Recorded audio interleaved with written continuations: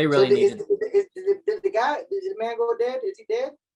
Is he? I hadn't gotten Or to is the that- end of is it. We're already kind of over time right now as it is. We got to catch up. Listen, Yeah. like I already said, the links to all of these topics are in the description down below if you want to read further after we've wrapped the show tonight.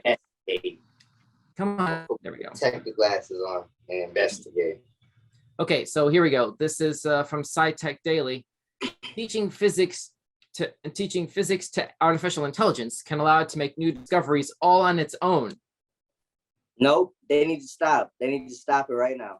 This is right along the lines of Google researcher that we were talking about on last Sunday's Weird News show that basically had discovered sentient AI that was making headlines off and on all last week.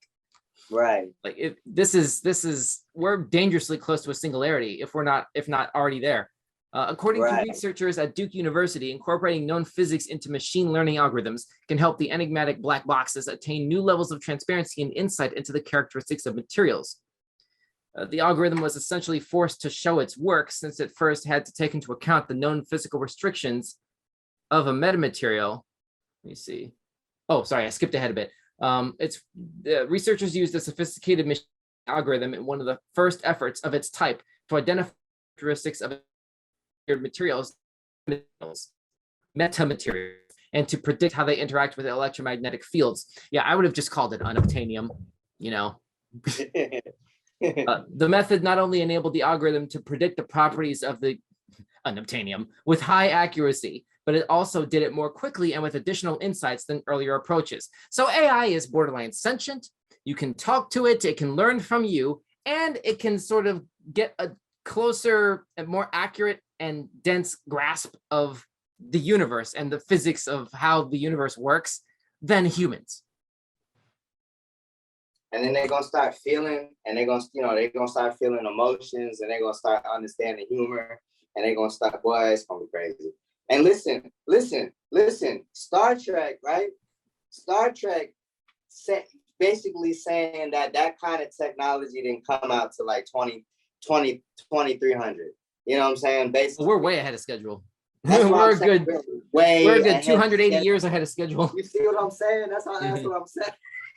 Yeah. Like what's man? So what's gonna happen? What's 2300 gonna look like if we already there? What is 20?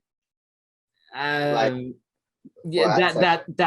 55 Curie E planet or whatever that's too close to the sun. That's what it's gonna look like. Well, we might have to move there. They're gonna find a way to inhabit that planet. I'm telling you. Somehow I doubt that. I highly doubt that Elon Musk would want to populate a planet that close to the sun. I highly doubt that. He's got to finish doing whatever he's doing to Twitter in order, like, long before that. Right. So the results were published in the journal Advanced Optical Materials on May 13th. Willie Padilla, professor of electrical and computer engineering at Duke, says, quote, by incorporating known physics directly into the machine learning, the algorithm can find solutions with less training data and in less time. While this study was mainly an illustration showing the approach could recreate known solutions, it also revealed some insights into the inner workings of non-metallic metamaterials that nobody knew before. And so, final word on this, Kaiko, and if anybody has any comments, feel free to drop it in the feed. But Kaiko, last thoughts. I think this is some BS, man. I agree. I'm about to stay inside, bro, forever, because this world is getting crazy. Like, the Matrix is real. I said that ever since I've seen the Matrix when I was like 6. And I always said, this is real. This is really what's happening.